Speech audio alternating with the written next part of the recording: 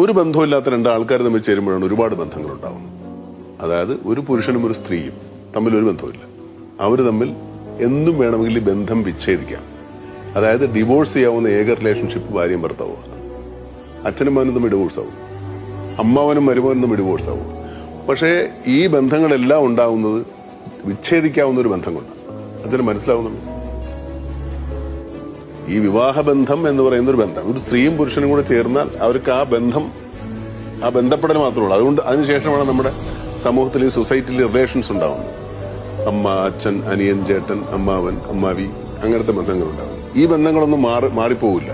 പക്ഷെ ഈ ഭാര്യയും ഭർത്താവും തമ്മിൽ പിരിയാം അല്ലേ? അപ്പൊ ഇതല്ലേ ഏറ്റവും നല്ല ബന്ധം? ഈ ഭാര്യയും ഭർത്താവും തമ്മിലുള്ള ബന്ധത്തിനല്ലേ ഏറ്റവും കൂടുതൽ സ്ട്രെങ്ത് വേണ്ടത്. കാരണം പിരിക്കാതിരിക്കാൻ പറ്റണം. മറ്റുള്ളതെല്ലാം പിരിക്കാൻ പറ്റാത്ത ഓൾറെഡി. മമ്മൂക്ക പറഞ്ഞ് ശരിയാണ്. ബന്ധങ്ങളൊന്നും പിരിയാതെ നോക്കുക.